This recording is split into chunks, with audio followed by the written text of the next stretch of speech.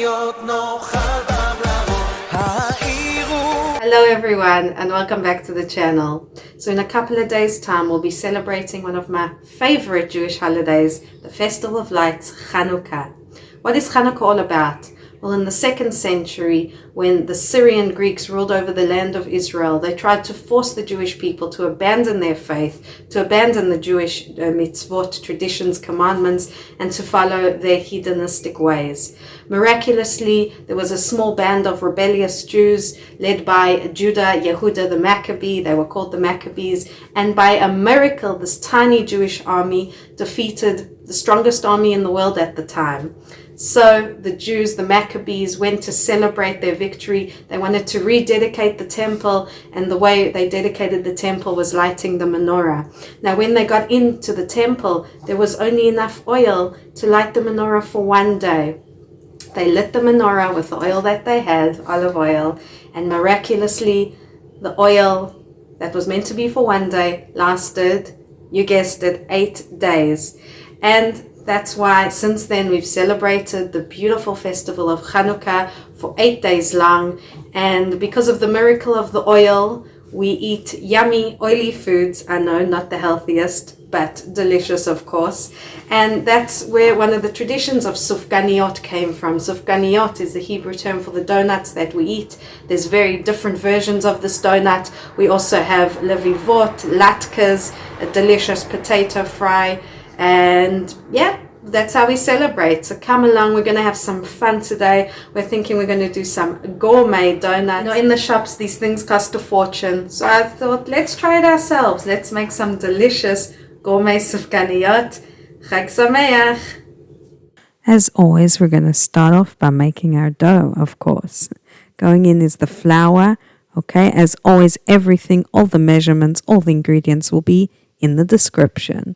So we're going in with our flour, and now we're going to activate our dry yeast. Okay, we're going to put it in a separate cup, and we're going to put it in with some warm water, not too hot, not too cold, tepid. Get that nice and activated. Let it bubble up to make sure your active yeast is still active, still alive. And we're going to put that to the side for a few minutes. I'm mixing in my salt and my sugar, and then we're going to go in with that yeasty mixture. We're going to go in next with our eggs, our vanilla essence, and some oil. Put on your dough hook, and we're going to go with our mixer. You can also do this by hand, but I would recommend using a mixer. Just, save your strength. Save your strength for later when we need to decorate and fill. Trust me, you're going to need your energy. So here we go. It's going to take some time. As you can see, the dough is catching nicely on the hook. And when you see after about 8 minutes that's happened, you can start taking it out. And I like to give it a bit of a knead once it's out on a floured surface, just to give it a bit of extra love and attention, because don't we all like extra love and attention? That's going to go in a nice oiled bowl. You see, nice and smooth, it bounces back. This is what we want. That's going to go in a nice oiled bowl, and we want that to double in size. I'd give it a couple of hours, of course, depending on the weather, depending on how warm the area is, and we want that to about double in size.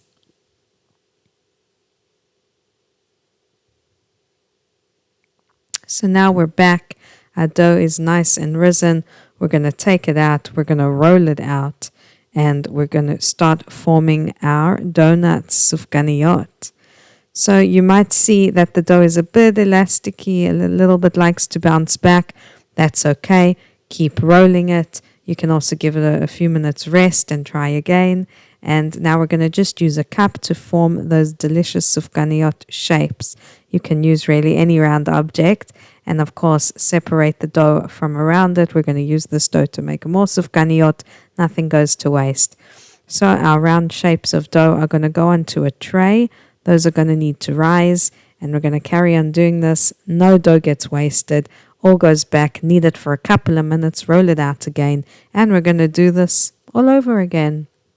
As I've said, once your dough is formed, we're going to put it on a tray. We're going to let that rise. It's not going to double in size again, but it will get a bit bigger, and we do want to get a nice rise out of our donuts before they start frying. So here we're going with another batch that we're going to roll out and do the shapes. This recipe formed about 20 SUFGANIYOT. It was plenty. The whole family had, the extended family had. So a nice recipe if you're feeding quite a few people. As you can see, the shape comes out pretty well. You can also do it in balls. You can just do freehand style, and then your SUFGANIYOT will be more of a ball shape. Some people prefer that. Really, whatever floats your boat.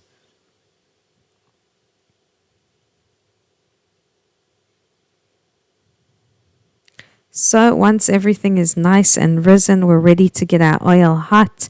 Okay, I just did the test with a stick to make sure the oil was hot enough. Make sure your oil is not too hot, but as you will see soon, don't worry. Little hack, if your oil's too hot, just add more oil and it'll cool it down. So we're going to do 1 to 2 minutes on each side, frying our delicious SUFGANIYOT, and then take them out and they're ready to cool down completely. Do not burn yourself. Oil is hot and dangerous, so make sure these SUFGANIYOT cool down completely before you continue with this recipe. As you can see, we're frying in batches here. Of course, we don't want to overcrowd the pan. These got a little dark. As you can see, I added more oil to cool down the oil, and then we've got some lighter SUFGANIYOT. So we can choose whatever filling we want, but I will show you a custard filling, homemade from scratch custard. We're separating 6 eggs from the egg whites and the yolks, and for this recipe we're just going to be using the yolks. We're going to warm up our milk, not boiling, just warm. Now we've got our egg yolks with sugar. We're going to whisk that together very nicely. Whisky whisk. Get that nice and incorporated. You will see a beautiful light yellow color once this is mixed really well. Isn't that pretty? And that's going to go with some corn flour. Now this is really crucial because the corn flour is going to help to keep that shape of your custard, to make it sort of stiff. So whatever pastry you put it in, the custard, kind of sits there and stays there. So do get that corn flour in, and some vanilla. I had some regular store-bought vanilla essence, but of course the more authentic, the better your vanilla custard is going to taste. So we're going to mix that in. In the meantime, our milk is cooling down. You do not want to do this while the milk is hot. Slowly, a bit of milk at a time. Warm milk, not hot. We do not want scrambled eggs. I'm slowly incorporating the milk into the rest of the mixture, mixing that all together. So slowly, we're getting no scrambled eggs, no fried eggs, just yummy custard. Once that is all nice and incorporated, it is going to go back in our saucepan. It's going to go on a medium-low flame, and this is where you cannot do anything. This part of the recipe, you got to stand here. You've got to keep mixing. It could burn any second, so really keep mixing. You'll see it'll change to a yellowy color, and within about 5 minutes, it's going to change to this beautiful custard, thick consistency. Take it off the heat, add in a nice generous blob of butter, and keep mixing that while it's still hot. This is off the flame. That's going to give you that beautiful glossy look and that rich buttery flavor. And there we go. We've made a homemade custard. It's delicious. It's a pastry cream. You could use it for any pastry or cake. And we're going to put that into a Pyrex dish. It's going to cool down completely in the fridge, about 1 to 2 hours or more if you need. And I'm going to cover it with plastic right on the mixture itself so that we do not get a skin forming. And as I said, that is going to go in the fridge to cool down completely before we use it as our filling for the SUFGANIYOT. I'm going to take a straw. You can use really any instrument, even a knife. We're not fancy here. And we're going to make an incision in each side of SUFGANIYOT. Some people insert the good stuff from the top. We do it on the side. Now I'm using all sorts of different spreads here, all yummy stuff. You can go crazy, get creative. I'm using Dulce de Lecce. I'm using caramel, Nutella. Really get creative with it. The classic jam. So really go all out, have fun. As you can see, I'm using all sorts of instruments. I'm using a syringe, I'm using the actual baking syringe, and even here we're using an IKEA bag. So you don't have to be a fancy baker with fancy equipment. Really, anybody can do this in your kitchen. You see here I'm sealing up the Ziploc bag. I'm going to push all of the mixture to one side. All right, we're going to make sure that's nice and secure, all the mixture together in the corner. We're going to cut the tip off, and voila, you have your professional baking pipe. What is that called? You see, I don't even know the terms for these things. We're going to fill our donuts, and these are completely cooled down. Do not do this while your donuts are hot. And now the fun part, celebrate, decorate, enjoy. Let me know what you think. Everybody, Chag Chanukah Sameach. Enjoy.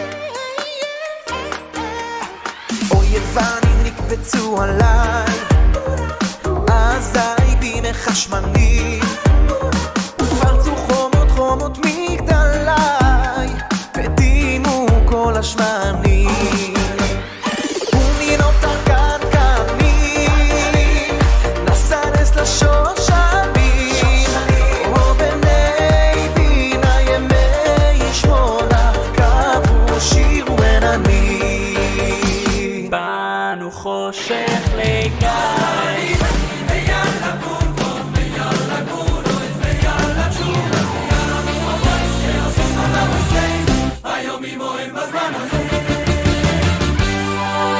יאללה ניסים ויאללה פורקון ויאללה גבורויס ויאללה תשורויס ויאללה מלחומויס שעושים עליו אצלנו והיום אימוהם בזמן הזה יאללה ניסים ויאללה פורקון ויאללה גבורויס ויאללה תשורויס ויאללה מלחומויס שעושים עליו אצלנו והיום אימוהם בזמן הזה